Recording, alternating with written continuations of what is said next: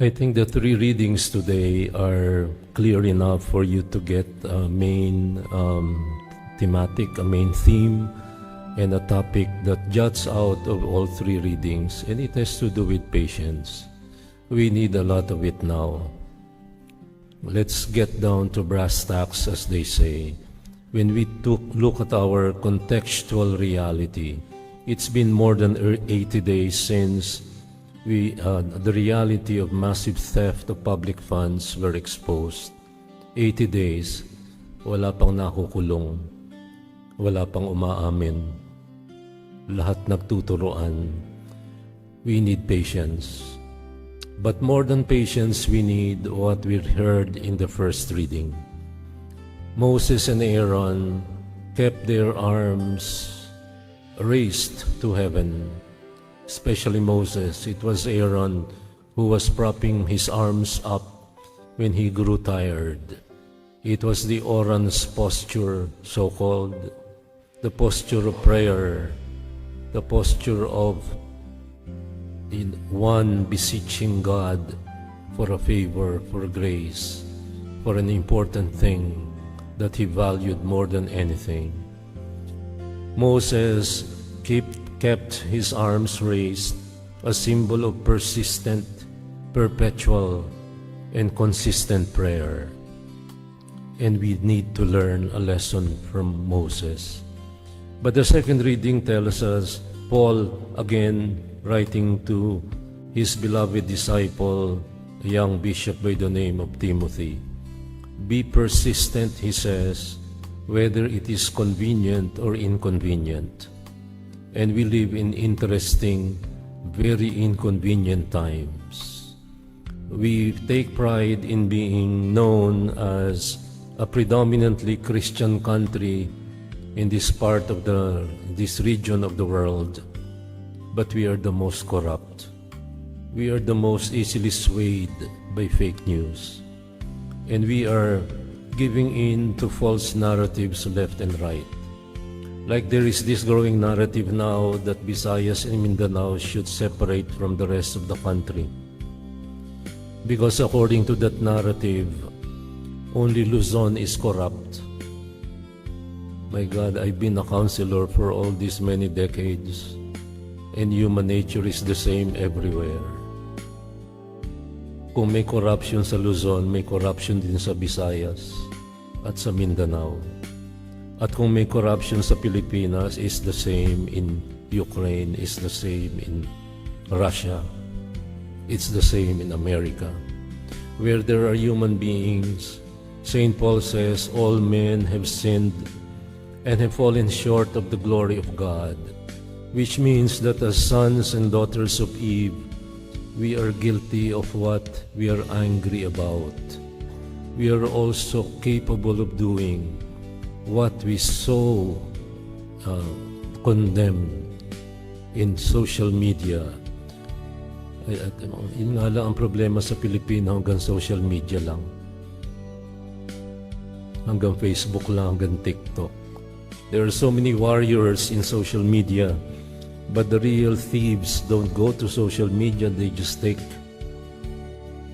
and they help themselves to funds that are not theirs. And then they brag about being abroad once a month, using private helicopters. And one family in Bicol owns more helicopters than the armed forces of the Philippines. And this is something we allow. Patience.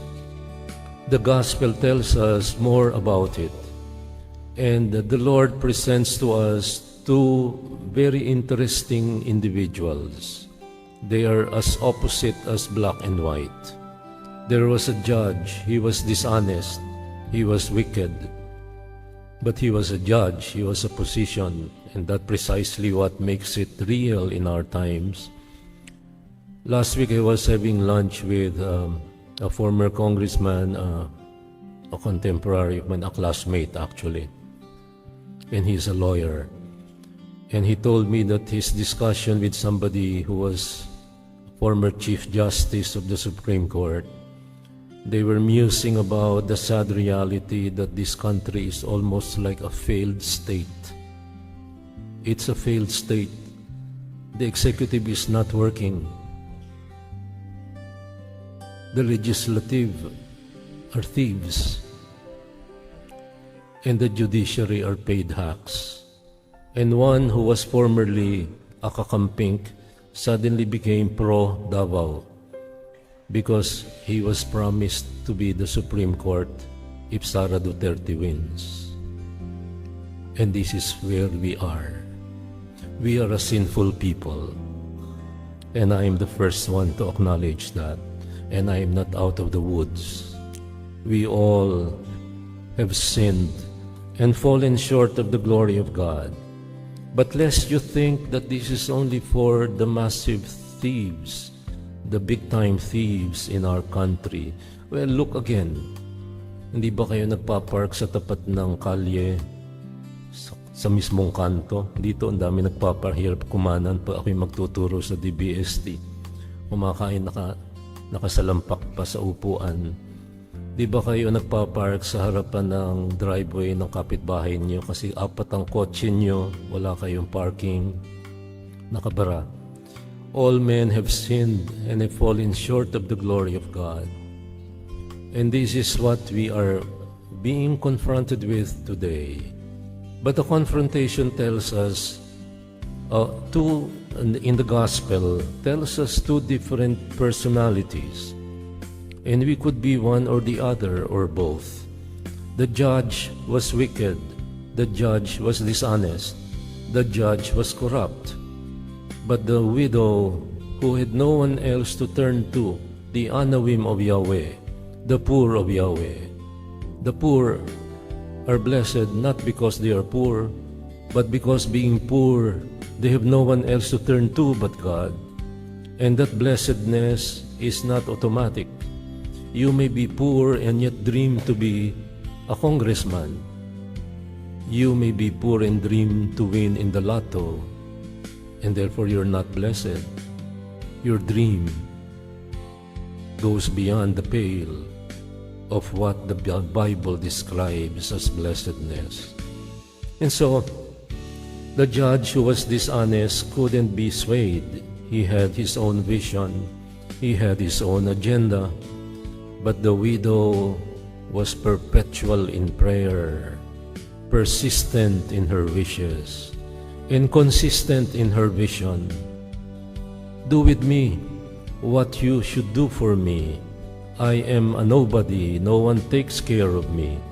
And widows have no position in Israelite society. Widows and orphans had no place in society. They had no one else to turn to. But then, even if the judge was dishonest and wicked, the widow kept bothering him. And so the judge said, "Sige na nga, I shall deliver a just decision for her, lest she finally come and strike me." Threat of violence. And this is what is going on right now. I cry a river for somebody who was, I forgot his name, Antatico. The family name was Antatico. Why? Because he exposed the corruption about the NIA, the National Immigration Authority. And so he was brutally murdered.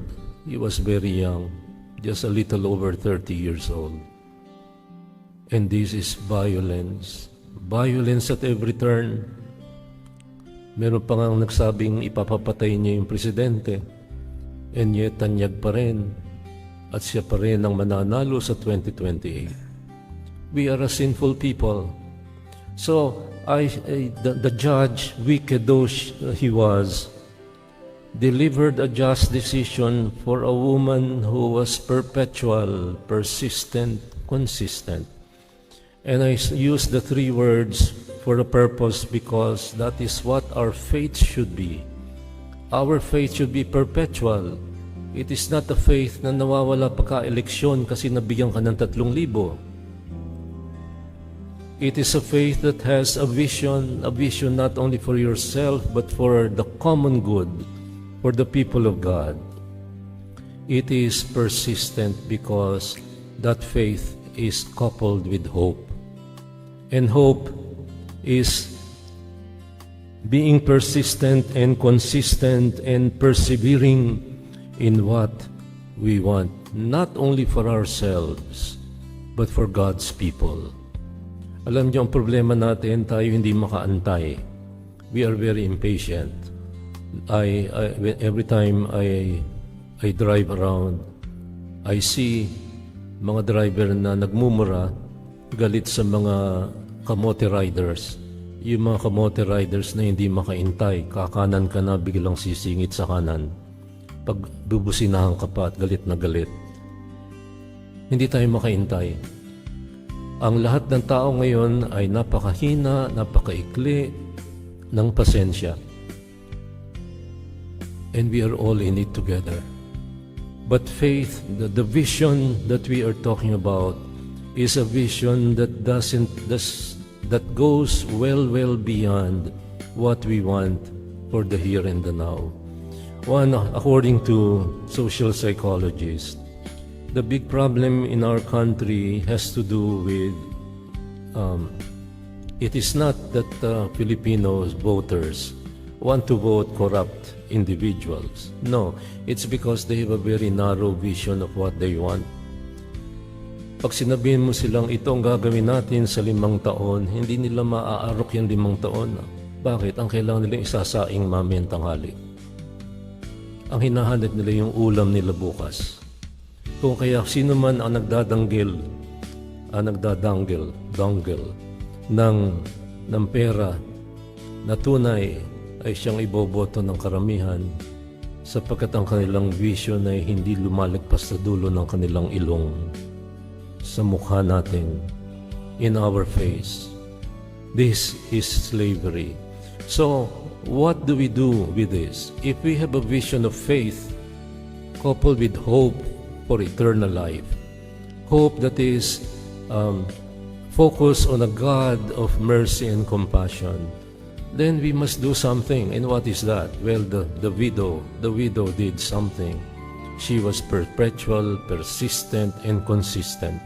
And she knew what she wanted. And she got what she wanted because she was working for it. And this may be the difference between her and you and me. The difference between the widow and us. We don't work for it. We think it will come automatically. At ang mga salita natin ngayon ay katulad ng ginagawa ng mga millennials sa China, yung lie flat movement.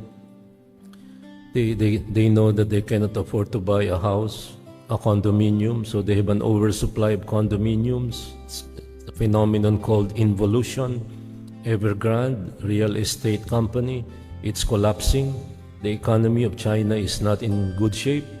Precisely, it started with the collapse of the housing sector because they built an oversupply, and due to desire for more and more profit, the prices become unaffordable. And so the young people in China don't anymore care. They want to lie flat, work only in order to get enough money to eat. I don't care about a house. I don't care about forming a family. I don't care about doing anything else besides. There is something worse. Let it rot. Hayaan niyo maagnas lahat. Bala kayo dyan. Yan ang salita ng mga Pinoy. When we don't care, because our visions have been dashed, our hopes have been done away with, and our consistency is eaten away by so much inconsistencies and misguided behavior of our leaders. Kanya-kanya ang labas natin. Bahala silang lahat dyan. Basta ako, gagawa ng pera kahit papanong paraan.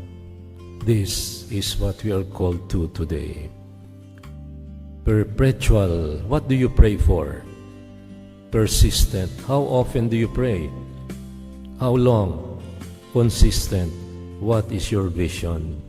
Today we are encouraged I've been teaching for 50 years, and in the last decades, more and more, in every class that I teach, there will always be someone who will ask me, Father, hindi ka ba nawawalan ng pag-asa? There are days when I am hopeless. There are days when I am depressed. But after praying my 8th rosary, and after presiding Mass at 6 a.m. and 8 a.m. on a Sunday, and I meet the people of God, asking for directions, asking for guidance, and praying the Lord for mercy and compassion, I go back to my old self and I answer, if I'm hopeless, I won't be saying Mass anymore. If I were hopeless, I won't be teaching anymore. But it is not what God has called me to be. God has called me to faith, a vision of eternal life. God has called me to hope that this vision will one day be ours if we do the right thing. But God calls us also to charity. And charity doesn't mean kissing everybody in the cheeks.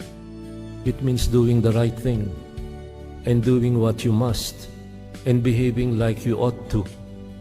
As a member of the people of faith, the people of God, it means we all have to liberate ourselves from the imprisonment of family dynasties.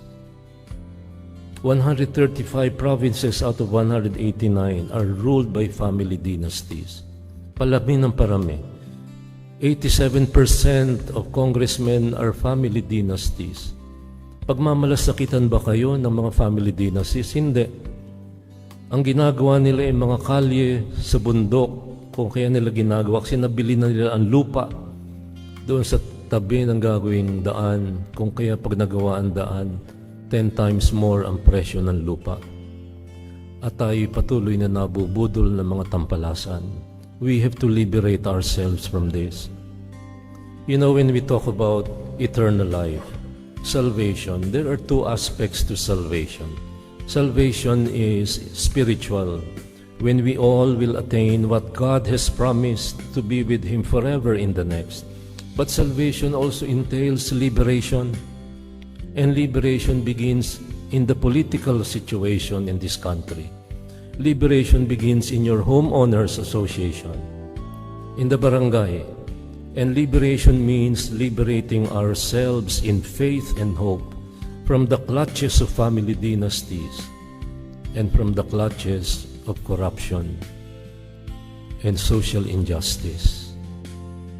And look at the widow.